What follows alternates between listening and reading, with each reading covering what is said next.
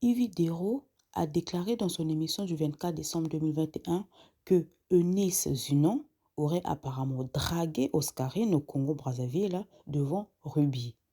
Apparemment, suite au refus de Tata Oscarine à ses avances, Eunice aurait créé Palabre avec Oscarine et Yves Dero aurait séparé.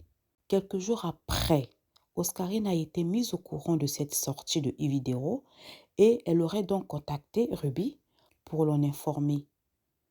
Du coup, suite à ça, Ruby a décidé de démentir les propos de Yves Dero en affirmant qu'il y avait effectivement une bagarre, mais cette fameuse bagarre n'était pas entre Eunice et Oscarine, mais entre Ruby et ses sœurs camerounaises. D'ailleurs, dans sa vidéo, Ruby insiste sur le fait qu'elle n'est pas du tout fière de ça. Tout de suite, Ruby a fait un post sur Facebook. C'est encore quoi cette histoire? Cette histoire est complètement fausse. Je ne sais pas qui est l'auteur de ce gros mensonge. Je ne suis témoin de rien du tout. La seule bagarre qu'il a eue au Congo, c'est la mienne avec mes sœurs camerounaises. Je vais vous raconter sur une story time d'ailleurs. Je suis contre l'injustice et le sabotage gratuit. Puis elle a publié un second post dans lequel elle souligne que Yves Dero l'a unfollow sur Instagram. Juste parce que j'ai démenti Yves, tu me unfollow sur Instagram? Bref, pas grave, je préfère dire la vérité et perdre une connaissance que de mentir et vivre avec la culpabilité en humiliant une femme comme moi. Désolée, mais je ne pouvais pas, c'est dommage. Yves Dero de son côté a également fait ses posts à elle sur Facebook. Après quelques jours, Ruby a fait une vidéo sur sa chaîne YouTube où elle explique en détail ce qui s'est réellement passé. Dans la vidéo, Ruby lit le message qui lui a été envoyé par Yves Dero avant qu'elle ne la bloque, décortiquant le message. Yves Dero s'adresse à Ruby. Je viens de recevoir ta capture. Attends, tu es sérieuse ma belle? Je vais te unfollow. Moi, la malade, je suis couchée ici, je ne regarde même pas les réseaux. Mais hé, Allah, Ivy, Yako, ma belle, je ne te suis plus depuis des années, même pas eu besoin de ça, vu que tu ne proposais rien d'intéressant. Heureusement que cette affaire arrive pour que tu puisses réapparaître et vendre un peu de tes perruques. De quelle vérité tu parles? Couvrir un mensonge pour toi est une vérité, créer archi faux, mais on apprend sur une autre qu'il a eu impression de vous ne pouvez qu'avoir des incultes et analphabètes. J'avais oublié Oscarine qui avait fait une vidéo où un homme couchait avec elle qui avait circulé. On l'a tous vu, entendu sa voix. Elle est revenue dire que ça n'était pas elle.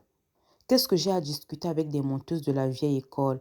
Avançons et laissons Dieu faire le reste. Il ne me trahit jamais. T'inquiète, le mensonge prend l'ascenseur et la vérité l'escalier.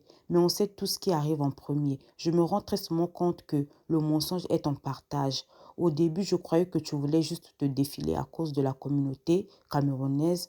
Mais là, je vois de la mauvaise foi, tout simplement. Être courte et mentir, ça fait beaucoup maintenant. Je peux te bloquer, te unfollow et ne pas te bloquer, c'est non-sens. Face à ce message, la réponse de Ruby était premièrement qu'elle maintient que cette histoire qui Dero a sortie n'a jamais existé et deuxièmement, malgré tout, elle reste fière de Yves Dero, de ce qu'elle a accompli et qu'elle ne l'en veut pas. Quelle maturité, bravo Ruby. Voilà, c'était le message de Yves Dero à Ruby.